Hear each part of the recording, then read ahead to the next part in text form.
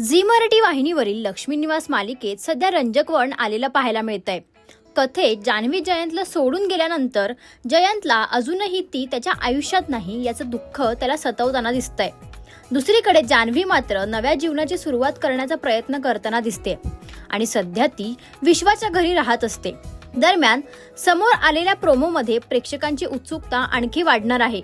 या प्रोमोमध्ये जान्हवी विश्वा आणि सईसाठी एक खास रोमॅन्टिक सरप्राईज प्लॅन करते।